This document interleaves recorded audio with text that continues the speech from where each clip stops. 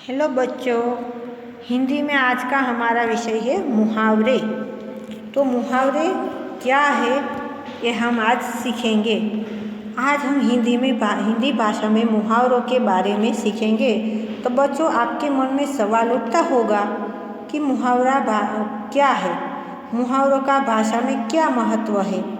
बच्चों, भाषा के द्वारा हम अपने भावों को अभिव्यक्त करते हैं। भाषा का सौंदर्य बढ़ाने के लिए मुहावरे सहायक होते हैं। मुहावरों का काम भाषा को सरल, सहज और सशक्त बनाना होता है। देखो, जैसे मुहावरे हैं उसको हम सरल, सहज और सशक्त बनाते हैं मुहावरों के द्वारा भाषा को। तो वो कैसे बनाते हैं? मुहावरों का संबंध शब्दार्थ से नहीं बल्कि उसके भाव से होता है। मुहावरों के अर्थ को नहीं बल्कि मुहावरे को वाक्य में प्रयोग करते हैं। मुहावरे वो होते हैं जो हमारी भाषा को, हम जो लिखते हैं उसको एक सुंदर रूप दे देते हैं। हम जो भी बोलते हैं उसमें हम कहीं ना कहीं मुहावरों का उपयोग करते हैं तो हमारी भाषा और हमारी लिखावट दोनों निखर जाती है। तो हम कैसे उसको निखारते हैं? देखो, मैंने उदाहरण लिया है। जैसे श्री गणेश करना यानी शुरुआत करना। आज रमेश ने अपने व्यापार का श्री गणेश किया। तो देखो, मैंने ये मुहावरा लिया, श्री गणेश करना, उसका अर्थ है शुरुआत करना, और वाक्य में प्रयोग किया, आज रमेश ने व्यापार का श्री गणेश किया। देखो बच्चों, ध्यान से सुनना हो। तो इसमें श्री गणेश करना मुहावरा है, उसका अर्थ है शुरुआत करना। पर हमने मुहावरे का वाक्य में उपयोग किया तब हमने उसका अर्थ नहीं बल्कि मुहावरे को ही वाक्य में लिखते हैं। बच्चों, एक बार फिर से मैं मुहावरों के बारे में समझाती हूँ। देखो, यहाँ लिखा है ना, भाषा के द्वारा हम अपने भावों को अभिव्यक्त करते हैं। हमारी भाषा जितनी आकर्षक व सशक्त होगी उतनी ही अधिक प्रभावशाली होगी।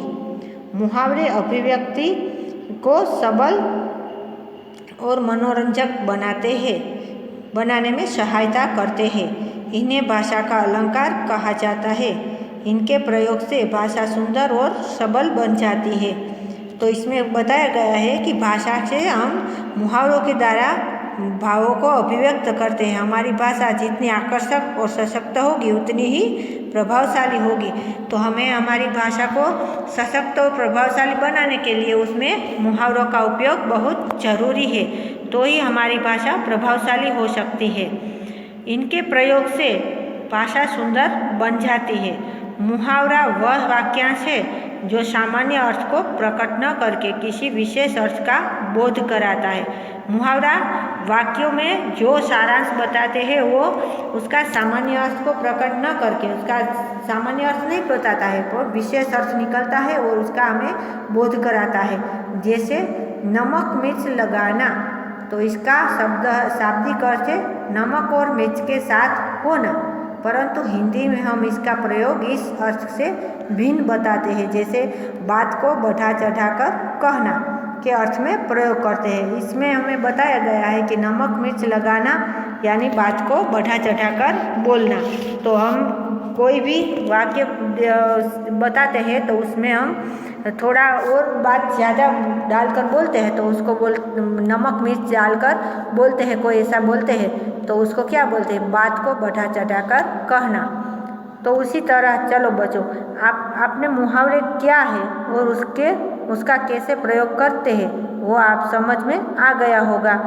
तो अब आपको इसकी वर्कशीट दी गई है जिसमें आप मुहावरों का अर्थ, वाक्य प्रयोग समझना और लिखना है।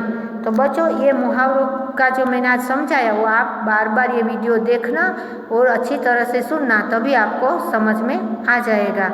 आज आपने मुझे अच्छी तरह से सुना होगा, इसके लिए थैंक यू।